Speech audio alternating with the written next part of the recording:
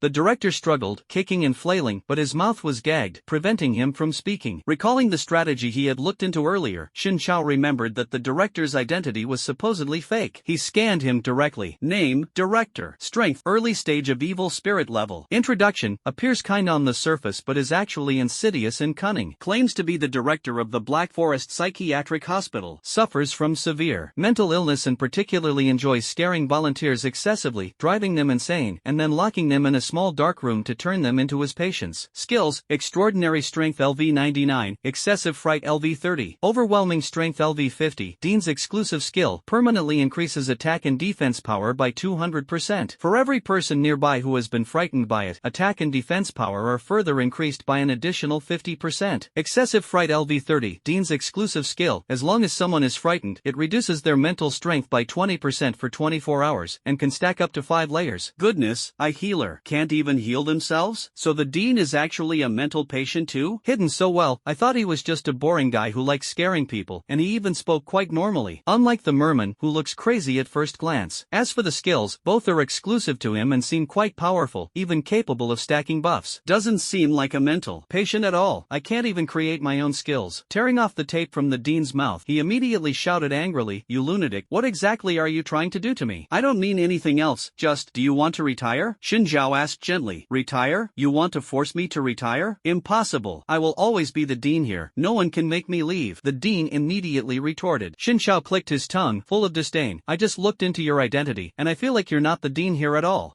What? Which eye of yours saw that I'm not the Dean here? As soon as these words were spoken, the Dean immediately felt exposed, stammering, and avoiding eye contact. At this moment, the Dean was extremely shocked. Who on earth is this kid? Killing number 16 was one thing, but he even managed to uncover my identity? If you don't admit it, then I'll find the truth myself. Xin Zhao stood up, ready to leave. I guess there must be some clues on the 3rd floor. Hey, don't! The Dean immediately shouted in a panic. Xin Zhao turned his head, grinning cheekily at him. This guy really couldn't handle the pressure. He gave himself away instantly. The 3rd floor was clearly closely tied to his identity. Interesting. If I wait until midnight and sneak up to the 3rd floor during the patient riot, it would definitely be more thrilling. I could seek excitement, uncover the truth, and maybe even trigger a hidden quest for extra rewards. Killing 3 birds with 1 stone. Just kidding, the 3rd floor is so dangerous. I wouldn't dare go up there. Xin Xiao immediately pulled back his hand and lay down on the bed. Yes, the 3rd floor is extremely dangerous. Even I don't dare to go up there. For the sake of your life, you absolutely mustn't go. The director hurriedly nodded in agreement, clearly trying to cover up his own fear. Xin Xiao suddenly felt that this guy's mental state seemed a bit unstable. Could it be that his mental illness is intermittent, triggered by fright? That would actually be better. When he completely loses control, he could directly join the riot, unable to distinguish friend from foe, attacking everyone he sees. sees. Stack up the skill levels, ideally to 1000%. By then, fighting him might actually be somewhat interesting. Otherwise, with this early stage evil ghost level strength, he's really not worth mentioning. More than 2 hours later, around 9:30, Xin Chao closed the novel, The Witch's Fall 3, and slowly stood up. The riots seemed to have started. He could clearly hear someone crying and shouting in the hallway. No, it might not necessarily be a person, it could also be a ghost. It seems the game of hide and seek has begun, hee hee. The director suddenly laughed and looked at Xin Chao. Kid, are you really not planning to let me go? I'm the director, and we have a pretty good relationship. Let me out, and I can help you calm those patients, ensuring you safely get through tonight. Xin Chao listened, smiled slightly, and curiously asked, are there any conditions? Conditions, huh? Be my patient. The dean's voice gradually trailed off. Suddenly, his neck stretched out very long, and his eyes popped out like springs, coming into zero-distance contact with Xin Chao. Xin Chao remained indifferent inside. Stay true to your original intention, right? Before the director could retract his spring-loaded eyes, Xin Chao yanked them off in one swift motion. The director instantly turned blind and began howling. The next second, Xin Chao felt his sanity rapidly drop to zero, and the scene instantly turned chaotic. So it turns out that just pulling out his two eyes can trigger his illness? I was originally planning to slowly provoke him to talk about the third-floor incident. Don't you want to calm the patient? Now you can go. Xin Chao said mockingly, after all, you're also a patient. You should get together and exchange notes on your conditions. I'll kill you. The dean roared, his figure suddenly swelling in size. Before he could break the ropes binding him, Xin Chao quickly retrieved the ropes back into his backpack. After all, this was equipment. If it got damaged by him, it would truly be a waste. Subsequently, Xin Chao rushed out of the hospital room, with the director in hot pursuit, violently slamming the door open. Although blinded, the person became even more frenzied, yet they could still rely on scent to lock onto Xin Chao and continue the chase. The pitch-black corridor and hall were now in utter chaos, shadows darting swiftly, with screams and sounds of scuffling echoing incessantly. The dean's gaze was fixed solely on Xin Chao, showing no intention of getting involved. However, Xin Chao's thoughts were completely different. He could no longer hold back and was eager to jump in. While being chased by the blind dean, Xin Chao knocked on the doors of all the hospital rooms as he walked. Don't hide in there, come out and cause some trouble. Come out and play games, it's so lively downstairs. Without a doubt, he was the first to stir things up, but no one could create such a ruckus like he did. The patients and players in the room were all dumbfounded by the knocking on the door. Even the patients were so frightened that they hid under the bed and inside the cabinets along with the players. Wang Jiqiang from Ward 7 was also startled by Xin Chao and immediately got up. Wait, this voice, it seems to be that kid? Then he suddenly realized, staring in shock. I didn't hear it wrong, did I? The one knocking just now wasn't a ghost, but that kid? He actually came out for a stroll? And during the riot, no less? Wang Jiqiang thought to himself just as the director happened to pass by the doorway. The heavy footsteps made the room tremble slightly. Is he also being chased by something? Wang Jiqiang's heart tightened. While being chased, he still had the time to knock on the door and persuade everyone to join this game? You still call this a game? Won't something happen to you as soon as you step out the door? You are the biggest lunatic in the hospital. At that moment, Wang Jiqiang's mind was in chaos, but he quickly accepted it. He had no choice but to accept it. Even if this guy wasn't pretending to be weak to deceive others and truly wanted to commit suicide, he had to admire the way he chose to die.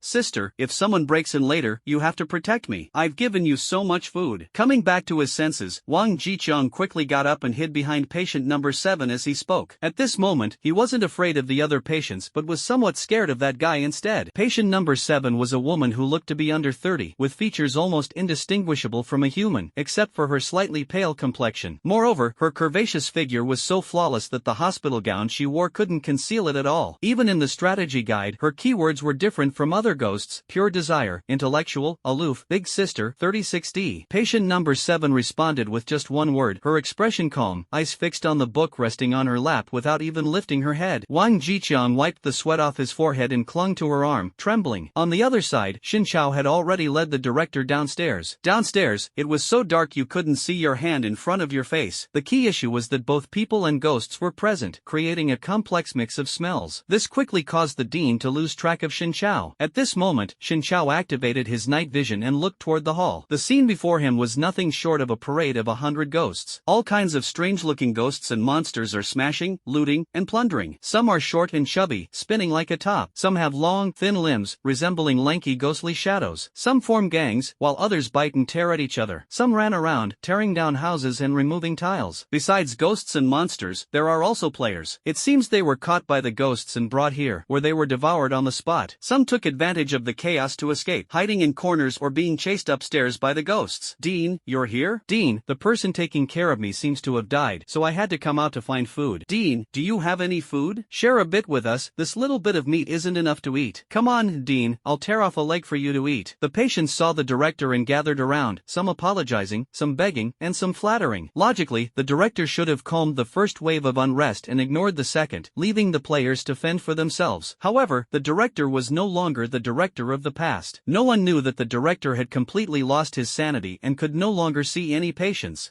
Found you. He indiscriminately treated the patient in front of him as Shin Chao grabbed the collar and threw him 10 meters away with force. The patients were instantly stunned. Although the director usually hit them, he would at least give a reason. Why did you hit someone without saying a word this time? Wait, Dean, something seems off. Ha, really? The Dean's gone mad. The Dean's gone mad. Run! Until the Dean threw a few more patients flying, everyone finally realized that something was wrong. They had never been so clear-headed before, almost wanting to discharge themselves on the spot. Then, the Dean started chasing patients around like an eagle catching chicks. At first, the patients, out of respect, were unwilling to fight back against the Dean. But seeing that the Dean genuinely wanted to kill them, they couldn't hold back anymore and decided to unite and launch a counterattack against the Dean. However, even when surrounded and attacked, the Dean did not fall into a disadvantage. After all, its skills had already stacked to over 1,200% attack and defense power. Even if they climbed all over it, biting and scratching, not a single sliver of health was lost. Whoa, this scene is intense. It's just like fighting a raid boss. Shin Chao watched with great interest from the side but had no intention of intervening. After all, the patient's attack methods were truly disgusting. Literally disgusting. Spitting, wiping snot, and one guy even pulled out a mud ball from his bulging pocket and threw it directly. Wow, turns out I do have things I'm afraid of. I'll wait until they've used up all their projectiles. Anyway, since it's not life-threatening yet, I might as well take the chance to explore the third floor. With that thought, Shin Chao immediately moved, darting past them in a flash, startling the patients locked in chaotic combat. Rushing straight to the third floor, Shin Chao quickly sensed something hidden around the stairwell. He activated his night vision and instantly saw several ghostly cooks, the same people who had been cooking in the cafeteria earlier. There were 6 of them, divided into 3 groups, crouching to Shin Chao's left, center, and right, silently holding spiked clubs. Shin Chao didn't panic, just sighed. He had been expecting some kind of big monster, got excited for a while, and it turned out to be just this? You guys still have this kind of part-time job at night? Shin Chao spoke to the ghost chefs. The ghost chefs were stunned for a moment, thinking, is he talking to us? Impossible, how could an ordinary person see us? We can barely see him with our own eyes. Kid, I admire your courage to come to the third floor alone, but now you have to die. This is a restricted area. The Dean has stipulated that anyone who goes to the third floor must be dealt with. After the ghost chefs finished speaking, they got up and quickly approached Shin Chao. Speaking of the Dean, aren't you going to help him? Shin Chao reminded them with a serious expression. The ghost chefs looked at each other, their brows slightly furrowed. Help with what? Are you deaf or blind? Shin Chao smiled faintly, with a hint of schadenfreude. Go down and see for yourselves. Hearing this, the ghost chefs were not angry. Instead, they became even more puzzled. They had certainly heard the commotion downstairs. It was just the usual riots caused by the patients, wasn't it? With the director around, it would be calmed down soon, and there was no need for them to intervene. But this guy said they should go help the director? Something seemed off. He didn't appear to be joking. The fighting downstairs was indeed more intense than usual. Could it be that the patients were really rebelling? The ghost chefs gathered together to discuss briefly and immediately prepared to go downstairs to check.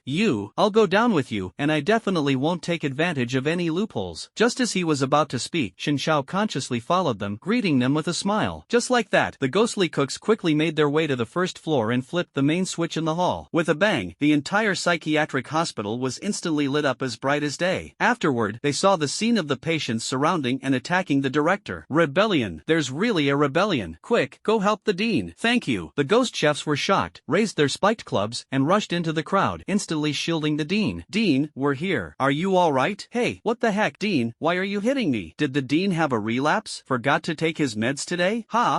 Well, we still have to protect it. The scene instantly became even more chaotic, with tables and chairs flying everywhere and thick smoke billowing. The patient's attacks on the Dean originally felt like a light massage, but with the addition of 6 ghostly chefs, the situation reached a stalemate where no one could defeat the other. Shin Chao laughed so hard he couldn't close his mouth, then returned to the third floor. With the bright lights illuminating the area, he could now clearly see the entirety of the third floor. Was this hospital converted from a prison? He wasn't exaggerating when he said that the third floor indeed looked exactly like a prison. The area was neatly divided into luxury single rooms surrounded by iron railings. The key point was that each room not only had a bed, a table, table, and a toilet, but also held a living person. One person per room, distributed quite systematically, with about 80 people in total. Xin Chao, slightly shocked, approached the rooms and began checking each person's information. Each has their own name, such as Sun Daxing, Zhang Xiuxiu, Wang Debao, but the introductions are exactly the same. Originally players in the instance, they became ghosts and patients of this courtyard after their mental strength dropped to zero due to fright. Case solved. Xin Chao nodded, muttering under his breath. It is obvious that these players were brutally killed by the Dean during their lifetime, directly scared to death. After death, they turned into ghosts, but not ordinary ghosts, they became mentally disturbed ghosts. Each of them appeared dazed and clueless, showing no reaction upon seeing him, truly a pitiful sight. Moreover, they bore varying degrees of injuries on their bodies, and their stomachs were growling. It was obviously intentionally mistreated by the director, starved for who knows how long. No wonder they don't allow anyone upstairs. Turns out this is the director's private playground. A mentally ill person abusing another mentally ill person. This is just too insane. Xin Chao shrugged, his face showing no clear emotion, with hardly any fluctuation in feelings. The subsequent event has been triggered. Step 4. Find the special patient on the 3rd floor. The system prompted at this moment. Xin Chao immediately looked around. Special patient? He walked clockwise around the 3rd floor and quickly found that special patient. An emaciated old man snoring loudly in bed. Very conspicuous, very unique, because everyone else was gripping the iron bars with both hands, staring at him as if he were a rare animal. Scan the old man's information. Name, Chao Yao. Strength, mid-level dangerous, physically weak, originally peak-level dangerous. Description, formerly the director of the Black Forest Psychiatric Hospital, later framed by a psychopathic killer and imprisoned on the 3rd floor for years. Living in darkness and enduring endless days, he still harbors great ambition and vows to seek revenge. Skills, Herbal Mastery LV99, Potion Frenzy LV50, Potion Bath LV50. Herbal Mastery LV99. When gathering herbs and crafting potions, there is a 100% chance to obtain triple output. Potion Frenzy LV50, exclusive skill, splash special potions on teammates to increase attack power and attack speed by 50%. Potion Bath LV50, exclusive skill, splash healing potions on teammates to restore 50% of injuries. After reading the introduction, Xin Chao widened his eyes. Another case solved. This case is neither easy to guess nor hard to guess. The director is a fake, and his true identity is a psychopathic serial killer who has been hiding for years. The real director, named Chao Yao, was framed by the fake director and imprisoned here. This is indeed infuriating. The real Dean is truly talented, and his strength is evident just from his skills. Yet, someone else stole the hospital and his identity, and even turned the hospital into a complete mess. Isn't this just bullying an honest person? In a while, I must give this corpse a good lesson. Nothing else, purely for justice. Special patient Chao Yao has been found. The final step, join forces with Chao Yao and all the patients present to completely eliminate the fake director. After releasing Chao Yao and the others, you will form a team and share experience points when defeating enemies. The system reminded once again, its tone passionate, as if a grand final battle was about to erupt, and the book was nearing its end. Xin Chao was already excited, and now hearing the system say this, he was even more fired up. This is the true grand team battle. Multiple forces joining the fray, his side, the patient's side, the director's side, and other players. Once everyone gathers, wouldn't they be able to turn this hospital upside down? Awesome. Truly awesome. Although it doesn't have the shock of a massive battle with millions of participants, a small skirmish with 100 or so people, it's been years since I've experienced this. The key is that you can share experience, enjoy the thrill of the fight, and reap rewards. This is truly a win-win. Hey, wake up. Get up and kill the Dean. Xin Chao called out to Chao Yao, unable to contain his excitement. Chao Yao's body jolted. He rubbed his eyes and sat up. Seeing Xin Chao, his brows immediately furrowed. Humans? How did you get up here? All these years, no one has ever made it to the 3rd floor. They've all been ambushed by that thief's lackey. Chao Yao angrily denounced the fake Dean as a thief, his hatred intense, gritting his teeth in fury. I just strolled up here normally. Xin Chao got straight to the point and said, there's a chance to kill that scoundrel now. Are you in or not? What? Really? Chao Yao was stunned, hardly able to believe it. How could it be fake? Listen carefully, there's already a fight breaking out downstairs. Chao Yao obediently perked up his ears and listened. Sure enough, he heard the chaotic sounds of fighting. Clatter! It's really happening. I'm coming.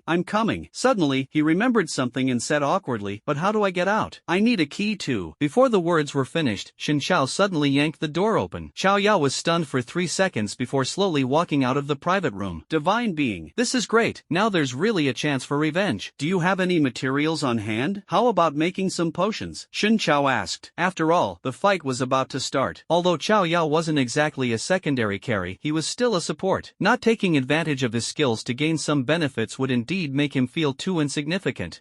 No. Chao Yao rummaged through his pocket and spread his hands, answering helplessly. I've got some here. Help me make some potions to drink, and I'll go release the others. Xin Shao took out a bunch of herbs from his pocket, all of which he had collected in the wilderness of Dinghan town. Of course, this was also part of his little scheme. Once you use my herbs, you'll be mine. Otherwise, where else can you go? Stay in this rundown hospital and reopen? Don't even think about it. It would be better to put your talents to use and join me in building Fright Town, benefiting millions of families. Alright, this is what I'm best at. Xiao Yao quickly nodded, took the herbs, and held them in his hands. A few seconds later, with a flash of golden light, bottles of brightly colored potions were instantly produced. At this moment, Xin Zhao was still pondering his choice of words. After all, the other patients are different from Xiao Yao. They do indeed have illnesses. If he wants them to still follow his orders after being released, he must use some special phrasing to awaken their memories. As he pondered, Xin Zhao suddenly made a major decision. Forget it. Expecting me to discharge a psychiatric patient with just a few words. How is that even possible? Xiao Yao, come here. At the call, Xiao Yao obediently walked over to Xin Zhao, holding a pile of medicine bottles. Can you cure all the psychiatric patients on these floors? Xin Zhao had great faith in Xiao Yao. After all, he was the director and specialized in this field. Of course, I can. This is what I'm absolutely best at. Xiao Yao excitedly clenched his fists and quickly mixed various herbs together, creating 2 sprays. Afterward, the two each took a bottle of spray and, working in tandem, sprayed the medicine onto the patient's face. Ha! Where am I? Ugh, my head hurts so much. The effect was immediate. The patients quickly regained consciousness, and their wounds healed rapidly. Although they hadn't turned back into humans, nor had their strength recovered, still remaining at the early stage of the danger level, it didn't matter to Xin Shao. You explain the whole story to everyone, you're sure to make it more engaging than I would, Xin Shao said to Xiao Yao. Xiao Yao nodded, adjusted his emotions, stood in the middle, and began to loudly recount his story and the reasons why they were imprisoned here. Xin Shao occasionally added a few comments from the side. Without lengthy nonsense, the blame was ultimately directed at the dean. After all, the dean was being surrounded and beaten by the crowd. Missing out on this spectacle would truly be a pity. What? So that's what happened? Torturing us into insanity and then locking us up here to toy with us? Deserving of 1,000 deaths. Deserving of 1,000 deaths. Please let me out. I am willing to join you and take down that damn dean. Upon learning the truth, the crowd of ghosts instantly burned with rage, pulling at the railing with cracking sounds, shouting noisily. A companion has joined the team. A companion has joined. With the system prompt, more and more ghosts joined Xin Shao's team. In less than 2 minutes, the entire team was assembled. Xin Shao opened the door for them and prepared a pile of weapons stacked on the ground. All are worthless trash weapons with white stats, not worth a dime. There's a pile of them in his pocket, and Xin Shao wouldn't feel bad about smashing them. After all, what he wants is prestige. With prestige, this battle will be more exciting. Brothers, get ready. With knives in hand, follow me, kill the dean, burn the building. Xin Shao shouted the slogan loudly, and the ghosts immediately howled in response, rushing straight downstairs. Nearby, Xiao Yao took the opportunity to splash the potion on the ghosts around him, activating the potion's berserk skill. Wait, give me a buff too. Xin Shao patted Xiao Yao on the shoulder. Xiao Yao poured half a bottle of potion all over Xin Shao's head. Give me some of the other potions too. Xin Shao felt it wasn't enough and reached out for more. Here, if you want more, just come to me anytime, boss. Xiao Yao generously handed over a handful of potions, instinctively calling him boss. Xin Shao took the potions and immediately drank several bottles in one go. With over 30 buffs, Xin Shao dashed downstairs. Throw a hidden weapon first to wear them down. Xin Shao took out a large rock and threw it downstairs. A massive shadow instantly enveloped the first floor. The director and the patients were still grappling with each other. Feeling the shadow, they instinctively looked up. Where did this come from? Immediately cursed and let go, stepping back. Reacting extremely quickly, they actually avoided being hit. However, the fragments of stone that scattered when it shattered still landed on them. From a certain perspective, this could be considered a successful depletion of the enemy's strength. Dean, it seems like the patients on the 3rd floor have all run out, and it looks like they're heading straight for you. The ghost chefs noticed a group of people rushing downstairs at this moment and shouted in shock. The dean, who had been acting crazily, immediately sobered up quite a bit upon hearing this and seeing the situation in front of him. What? My pets, how did they all get out? Damn it, who turned my hospital into this mess? The director roared, his voice startling both the patients and the newly arrived ghosts, successfully activating his skill. His attack and defense values instantly stacked to over 4,500%. Dean, you finally woke up. You scared us to death when you had that attack just now. The ghost chefs almost burst into tears, each tightly hugging his legs and waist. Enough talk, follow me. No matter who it is, kill them without mercy. Worst case, I'll just get a new batch of patients. And also, find the person upstairs who threw the stone at me. I need to teach them a good lesson. The dean gave the order, grabbed a mutilated player's corpse, and took a bite. The wound immediately healed, and his eyes grew back. The ghost chefs immediately charged at at the group of spirits, engaging them in a brawl. Although the ghost chefs were slightly stronger, classified as mid-level dangerous, they were surrounded by the numerous enemies. They could only huddle defensively, enduring the flashing blades and shadows striking their bodies. Xin Chao and Xiao Yao also joined the battle at this moment. Seeing the Dean appear, Xiao Yao's eyes instantly turned red, burning with anger. "Thief, I'll destroy you." "Oh, it's you?" The Dean glanced at Xin Chao beside Xiao Yao, a trace of excitement flashing in his eyes. "It seems someone has let you out. Since that's the case, let's settle this once and for all." "Alright, stop wasting time, let's fight. This place will be your grave." The two exchanged harsh words as they gradually approached each other. Xiao Yao drank several bottles of potion, his body instantly growing to about the same size as the Dean's. He quickened his pace and charged toward the Dean. Xin Chao sensed that Xiao Yao had recovered to the peak of the dangerous level of strength and had just consumed other enhancement potions, making his power almost rival that of the Dean at the early stage of the demon level. "This is really interesting. Not only can I fight, but I can also watch others fight." Xin Chao revealed a sly smile, transforming into a spectator, and calmly watched the two enemies duel. Xiao Yao and the director collided fiercely, like sumo wrestlers, sending out a burst of air. Then they exchanged punches and kicks. Their large builds made their movements slightly sluggish, and within minutes, it turned into a turn-based game of your punch, my kick. "Seems a bit boring." Xin Zhao watched in a daze, casually slapping away a patient who tried to ambush him. "Xiao Yao, I'll take over for you. Go and rest for now." Seeing the two once again pull apart and face off, Xin Chao immediately ran to Xiao Yao's side and said, "Oh, alright, I'll go support my companions." Xiao Yao saw that it was Xin Chao, froze for a moment, then nodded and retreated behind him. Xin Chao walked up to the Dean and looked him straight in the eyes. A few seconds later, a mysterious smile appeared on the corner of his lips. The Dean frowned, sensing that something was amiss. However, at this moment, he was in peak condition, with his offense and defense dozens of times stronger than before. Neither Xiao Yao nor those patients, the attack just now didn't affect him at all. He didn't believe that this slightly stronger human could leave a mark on him. "Kid, you released my toy, and now you want to fight me? Looks like you really came prepared, but I don't care whether you're here to save Xiao Yao and the others or for something else. Today you must die." The Dean blared fiercely at Xin Chao and charged forward recklessly. Without throwing a punch or kick, he intended to use his body to crush Xin Chao to death. Facing the Dean charging at him like a small mountain, Xin Chao calmly pulled out a fruit knife. "Ha ha, what's this? Trying to make me die of laughter?" Seeing the fruit knife thinner than his own finger, the director couldn't help but burst into wild laughter. Just as he was about to collide with Xin Chao suddenly slashed out a blade shadow from thin air. Blade of Chaos. Snap! A massive purple crescent blade shadow struck the Dean, directly sending him flying dozens of meters before he crashed into the wall and stopped. The max-level Chaos Blade dealt a whopping 2,500% damage, a 100% chance to inflict confusion, bleeding, armor break, and disarm on the enemy, lasting a full 30 minutes. It's worth mentioning that Xin Chao had just remembered he actually possessed such a skill. This skill was extracted from Dis, and after leveling it to the max, he hadn't used it even once. Previously, Dis never had the chance to unleash it, and Xin Chao himself had never seen what the skill actually looked like. Now, trying out the max level effect personally, the experience was indeed exceptionally powerful.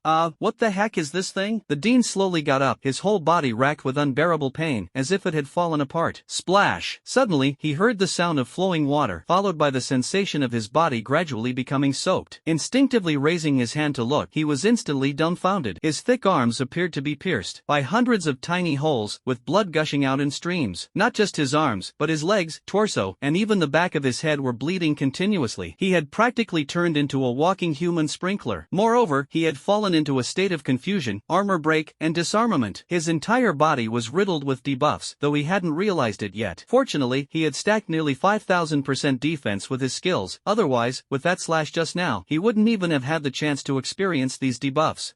What's going on here? Why is everyone here one of us? Bang! Looking around, the Dean noticed that the crowd gathered not far away was made up entirely of ghost chefs. Over 100 of them, all looking exactly the same. Could it be mutual slaughter? He was about to scold them. "Are you blind? Why are you fighting your own people?" When suddenly, the group of ghost chefs all transformed into Xin Chao. Also over 100 of them, staring at him motionlessly. Each face carried a mischievous grin, some even eerily so. The Dean was so frightened that he fell to the ground with a thud, gasping for air. Is it due to excessive blood loss? Am I hallucinating? No, it must be because of that knife. He quickly thought for a few seconds and suddenly realized that blade was poisoned. He was definitely poisoned, otherwise, he wouldn't be seeing such chaotic scenes. Yet even with a clear mind, he couldn't distinguish friend from foe. Every time he opened his eyes, there was a new group of people. Was this supposed to be fun? Even more absurd, in addition to humanoid creatures, there were chickens, pigs, cows, sheep, horses, and other livestock, as well as creatures flying in the sky and swimming in the water, everything except those running on the ground. Anyone unfamiliar with the situation might think they'd stumbled into some kind of ranch. Just as a tall goose with 2 legs ran toward him, the director shouted in fright, "Stay away from me. Get lost." He kicked down the goose man, knocking him unconscious. In fact, it was one of the few allies he had, a ghostly chef covered in scars. "Ah, don't come any closer. If you get near me, I'll kill you." The dean dodged these monsters everywhere, shoving and almost losing his sanity again. He wanted to pick up a weapon to carve out an escape route, but due to being disarmed, he couldn't lift a weapon no matter how hard he tried. The moment he touched a weapon, it felt like an electric shock, forcing him to withdraw his hand. What on earth is going on? I can't even use my hands properly? Can't tell friend from foe, can't fight back, can't even hit randomly. Damn it, damn it, damn it. The director was so furious his blood pressure shot up, and he let out a long howl toward the sky.